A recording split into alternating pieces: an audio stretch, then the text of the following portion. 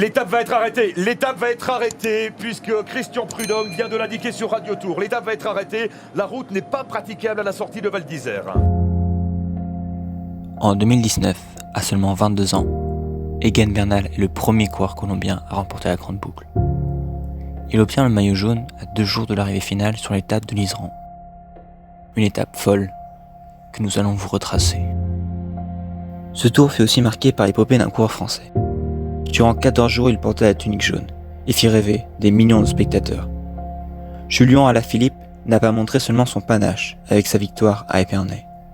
Il a aussi montré à quel point il pouvait se transcender pour conserver sa place de leader et s'imposer lors du chrono à Pau. On ne pensait pas à ce point que le coureur de la Deceuninck Quick-Step puisse tenir en montagne avec les favoris du classement général. Sa capacité à résister lui a permis de s'accrocher dans les Pyrénées en ne perdant pas de temps sur son dauphin et le vainqueur sortant du tour, le gallois Geraint Thomas. Tout porte à croire alors qu'un Français pourra enfin succéder à Bernard Hinault et mettre fin à une longue disette depuis 1985. Et pour cela, Julian Alaphilippe doit s'accrocher dans les Alpes et résister aux offensives des autres favoris. Les Alpes, justement. Bernal y fait le forcing lors de l'étape entre Embrun et Valois, dans le col du Galibier. Alaphilippe craque sur le sommet, mais parvient à revenir dans la descente sur le groupe des favoris. Seul le maillot blanc continue sur sa lancée, en prenant sur la ligne 30 secondes à tous ses rivaux, passant ainsi de la 5e à la 2e place du classement général.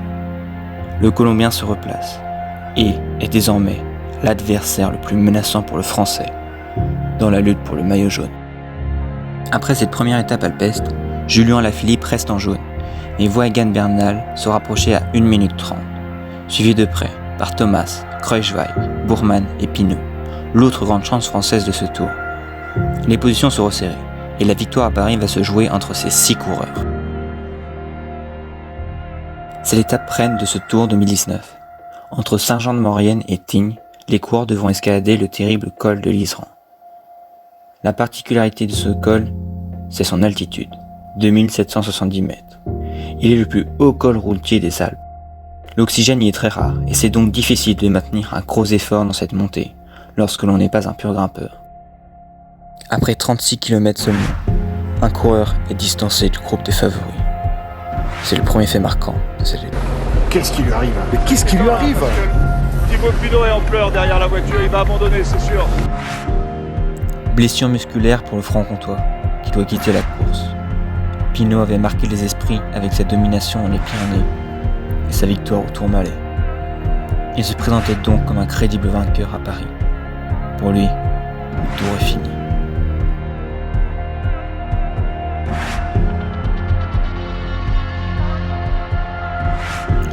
Le sang de ce Tour de France va se jouer maintenant, dans l'Isran.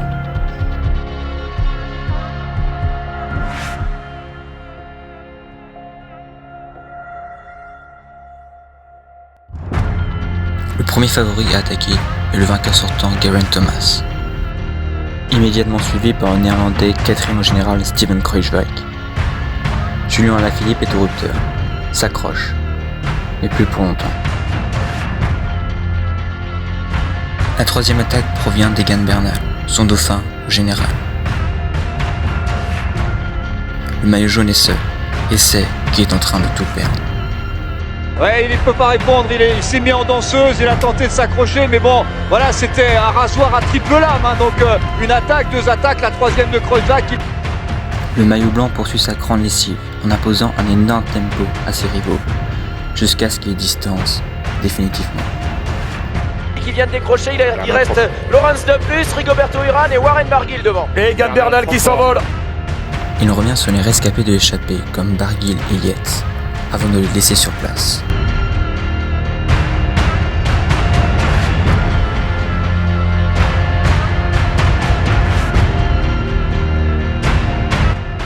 Bernal franchit le sommet, avec 55 secondes d'avance sur le groupe Bourman, Kruijswijk, Thomas, et 2 minutes d'avance sur Alaphilippe. Il est virtuellement le nouveau leader. Julian Alaphilippe fait une descente à tombeau ouvert pour essayer de limiter la casse et de conserver son maillot jaune. Mais plus bas, un violent orage de grêle a recouvert la route sur Val d'Isère.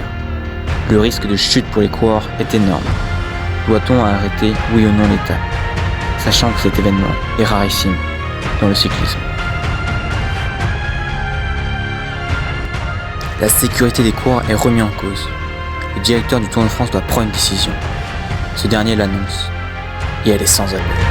L'étape va être arrêtée puisque Christian Prudhomme vient de l'indiquer sur Radio Tour. L'étape va être arrêtée, la route n'est pas praticable à la sortie de Val d'Isère. La course est arrêtée au sommet de l'Iseran. Les temps sont pris au sommet de l'Iseran. La course est arrêtée au moment où je vous parle.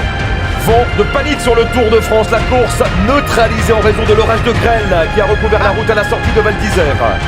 C'est la stupéfaction chez les coureurs. Jamais une étape en cours n'a été arrêtée dans l'histoire du Tour à cause des conditions météo. Les coureurs continuent, ne croyant pas aux décisions annoncées. Pourtant, la course est bel et bien arrêtée.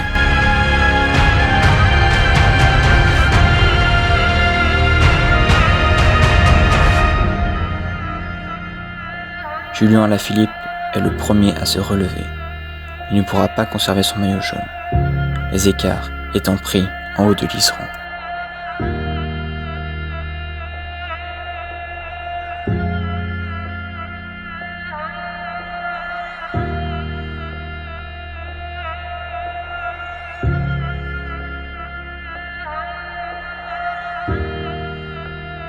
C'est la fin d'un rêve de 14 jours. Quant à lui, son rêve vient de se réaliser. Egan Bernal prend le maillot jaune à Julien Alaphilippe pour 40 secondes. Le lendemain, l'équipe Ineos contrôlera dans la montée finale vers Val Thorens. Il sait qu'il vient de remporter à seulement 22 ans son premier grand tour. Alaphilippe, lui, terminera 5e de ce Tour de France, qui l'aura animé du début à la fin. Cette grande boucle restera gravée dans l'histoire comme étant la plus palpitante du XXIe siècle.